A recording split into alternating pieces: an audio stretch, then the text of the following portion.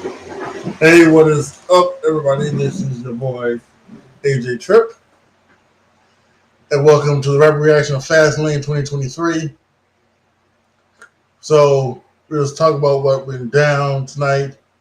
Some things that you thought about happened, didn't happen, so that's all good and everything like that. But let's go ahead and let's talk about it. Actually, the first thing let's talk about before we get into the thing was on the kickoff show. There was no match on the kickoff show or something like that, but Jade Cargill did make her first appearance on WWE television. She showed up. They had the people, some people out there taking pictures of her. Had Triple H come out and meet her. So she's already. So they are treating her as if she is like the star of stars, the star beyond stars. So that's probably a good thing for her. And we'll see what's up next. Could she be around the corner debuting on WWE television? We'll have to wait and see.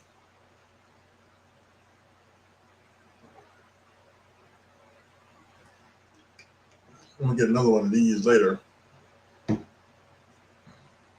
But let's start with the opening match tonight was the Undisputed Tag Team Championships of Cody Rhodes and Jey Uso taking on the Judgment Day. And this was an absolute banger to start.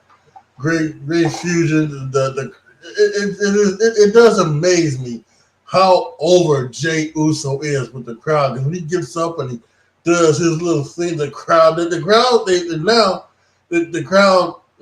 does it before, like as soon as he gets out there, the crowd's doing it, and then when he starts doing it, everybody starts doing it in the crowd.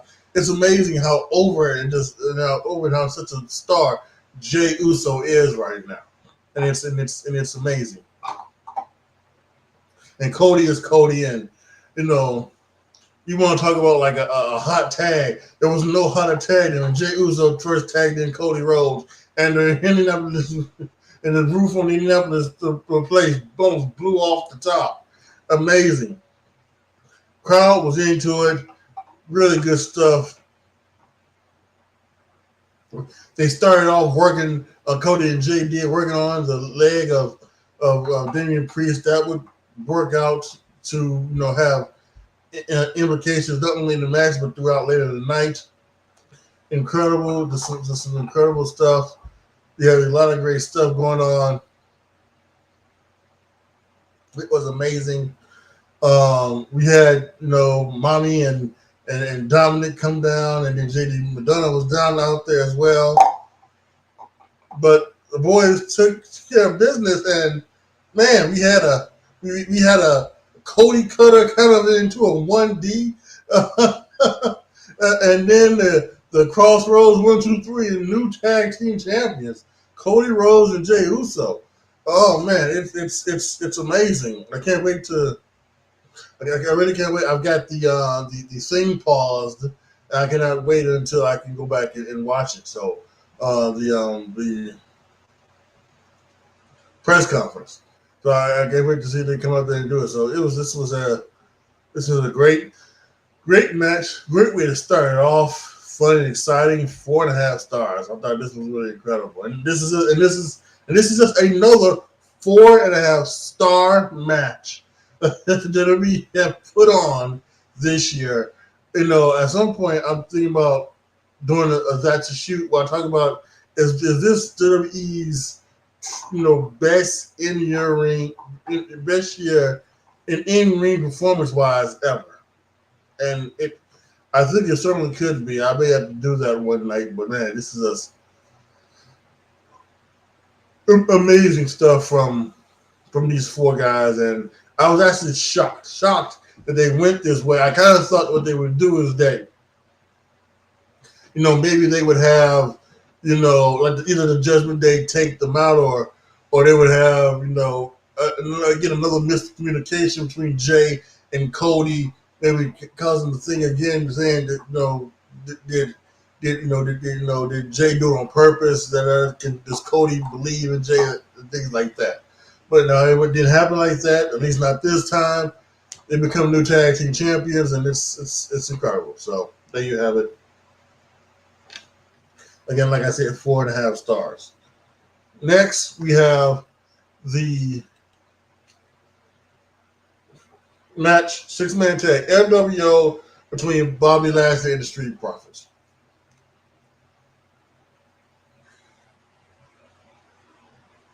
On last night on SmackDown, the Lashley and the Street Profits took out Cruz Del Toro, and Joaquin Wild, leaving them down a man, for tonight's match. And there's a lot of people had ideas that maybe Dragon Lee, because Dragon Lee was getting time on national TV, maybe Dragon Lee would be it, something like this. But and there was somebody else, that said it, but it was Carlito. Carlito was the third man, and he came down to the ring and he hit the backstabber on Montez Ford. 1, 2, 3. The WO wins.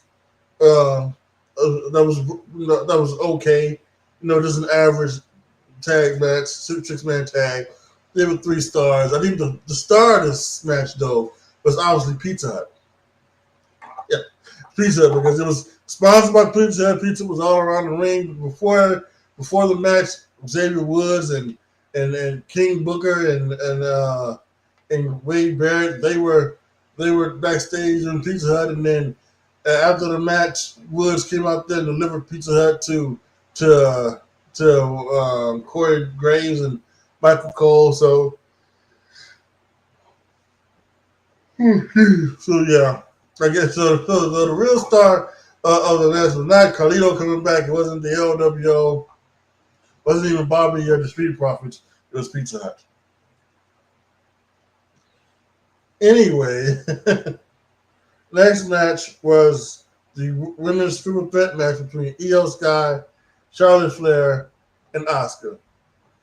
And it started off pretty interesting as Asuka sprayed the mist in the eyes of Charlotte Flair, took her out for a few minutes to begin the match, but everything got into it. But then she really got back into it.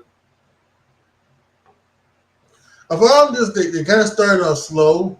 Crowd, for as hot as the crowd was for the first one, and as far as into the second one that they was in, because they was into the second one as well. They was obviously, like all of us, waiting for who was the third guy gonna be, for the LWO, who was the third man. Well, this one they were kind of stagnant. The girls were working hard as they can. Some great double team and moves and things like that. Transitions from one move to another. Love it. Charlotte got in there and at one point did her flipping thing and the clothesline. It's kind of an awkward situation, because it's almost supposed to be like the Hangman Page, Logan Paul, clothesline, flip over the rope clothesline.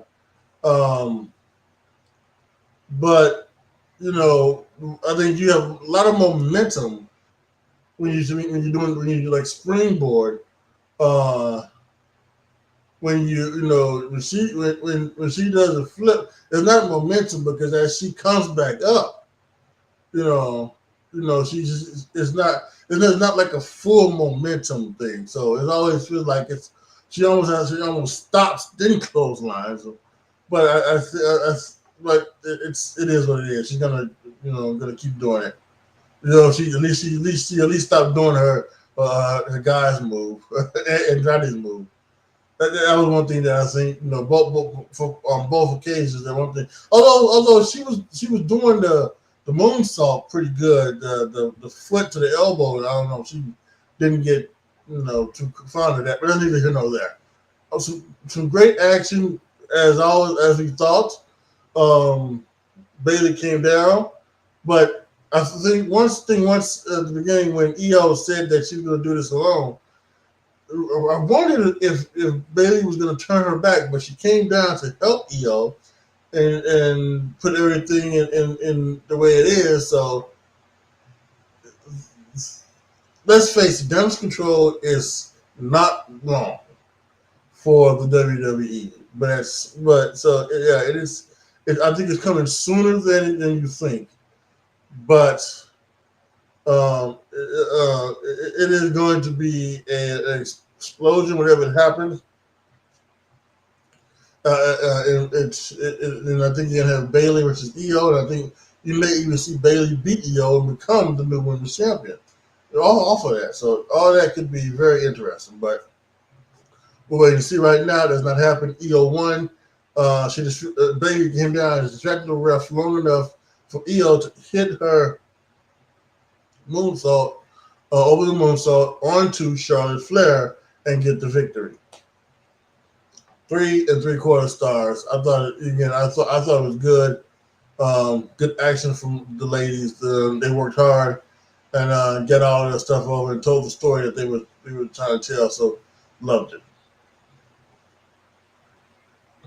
Then after that, Pat McAfee came out with his Indianapolis Colts custom belt. Shut out the crowd a little bit. Said the crowd, Indianapolis deserves a WrestleMania. Doing what John Cena did to London, and then introduced John Cena. Knight came out, and it was time for the tag match: Cena and Knight versus the Bloodline. And this one was, I think this one was pretty good too. With an extended heat stack segment on John Cena, with an extended heat segment on John Cena, but he was there for it. This was not the Austin Theory match. And I think you can probably maybe see why the match with Austin Theory at WrestleMania. That was something that he did. While everything was going on, and he was going to do something and everything like that, and it was just there to and it was just there to, because he knew he was going to, he's going to take the victory, take the full and put Austin Theory over. Although everything he has, said has come true, so that's neither here nor there about that one. Some might go back and say that might have been one last golden shovel for John Cena, but we'll talk about that at another time. But yeah, it was an incredible match. See, John Cena and LA Knight came in, got the hot tag, did his thing. At one point, going back and forth, left and right on both hands. But the thing is, Pat McAfee on color, good to hear, was hilarious as always. Some really good stuff here. And yes, we got a victory where we got the one for the trauma on Jimmy Uso, 1, 2, 3. LA Knight wins, and him and Cena were good. And Cena is he's even more cartoony than he has ever been. And I think John knows that he's not,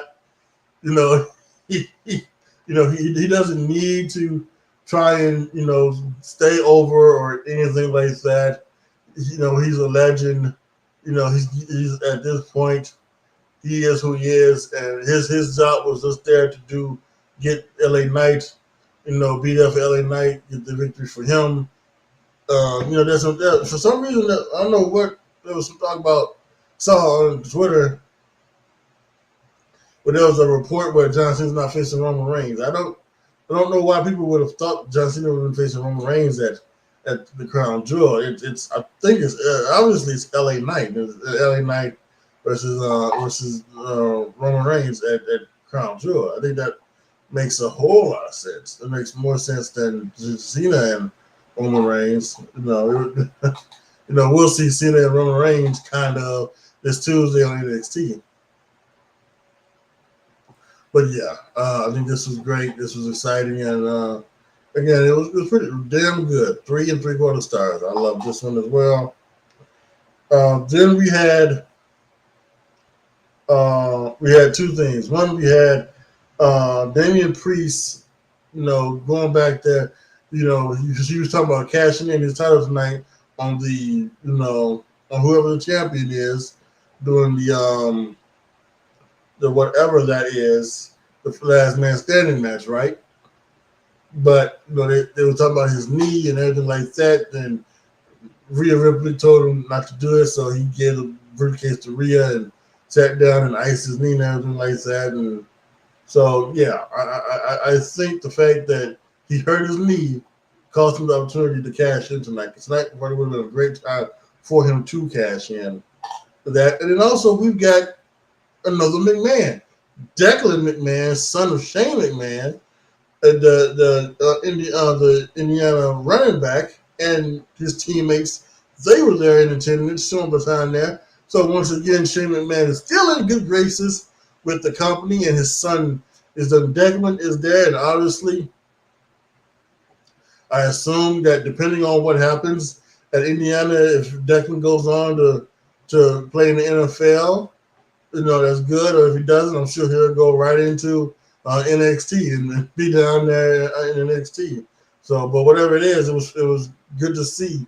It's good to see the guys of Indiana, along with Declan McMahon, Shane's son, Vince's grandson, and Triple H's nephew-in-law, I guess.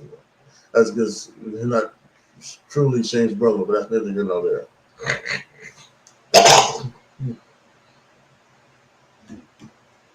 And next, finally, with only 5 matches tonight, they still was able to somehow go almost a full 3 hours. Think about that. So,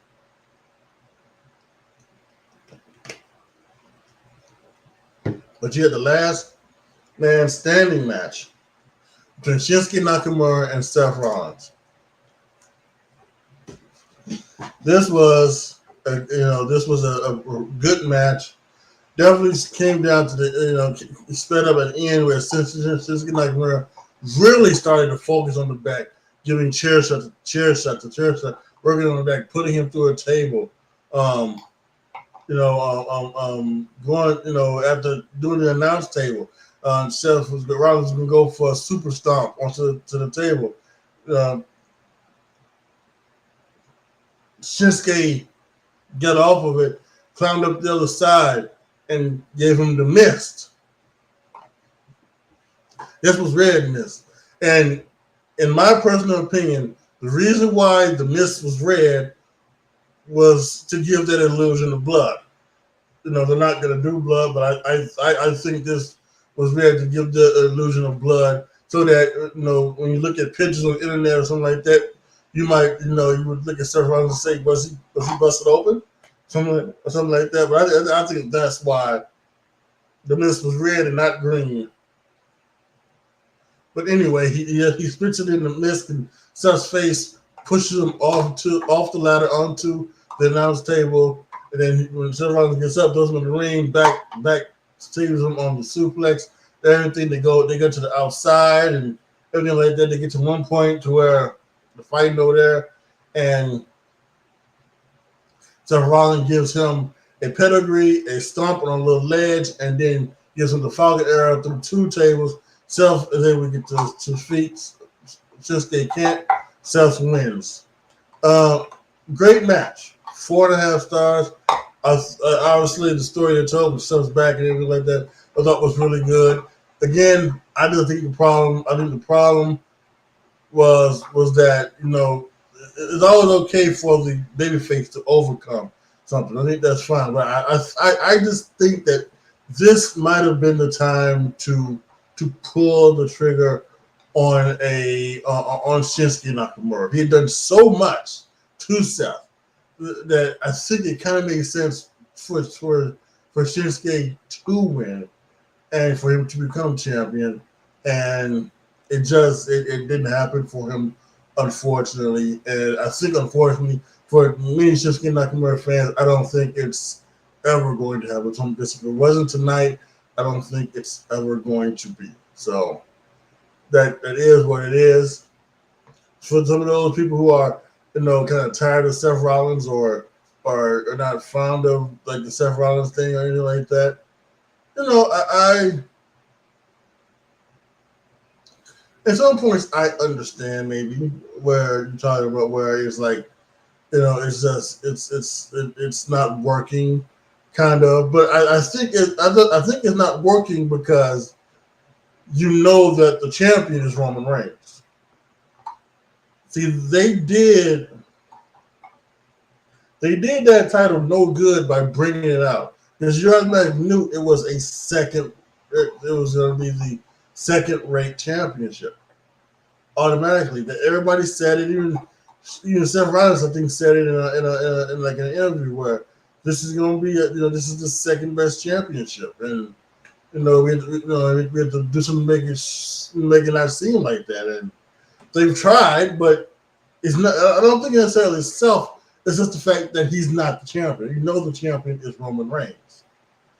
And I think most of us are tired of the two championships, and we're ready for the undisputed. We're ready for there to be one heavyweight champion, one women's champion, one tag champion, which we still have, a United States champion and an Intercontinental champion. We're in a women's tag champion. We're all just ready for that. So, and I think there's nothing that Seth Rollins is just getting wrong time, wrong place, probably. And so I think that was a bad move. That's one of the few bad things that Triple H has done since he's taken over full control, creative control over WWE. Unmerging the titles and things like that, bringing back another secondary championship, and I just think that was wrong. So, but this match I thought was incredible. Like I said, I give it 4.5 stars. All right, guys, that is going to be it. If you're watching on demand, post the comments down below. Tell me what you guys think. Let me know what you thought of Fastlane 2023. In 1 month, we're coming back for Crown Jewel, so that should be interesting. I'm thinking LA Knight versus Roman Reigns. I'm hoping for Logan Paul versus John Cena. We love that. I'm hoping for some other good stuff as well. So yeah, we'll see about that. All right, guys. Thank you guys so much for watching. This is your boy AJTRIP signing off. As always, be good to each other, y'all. Be careful out there. And I am out.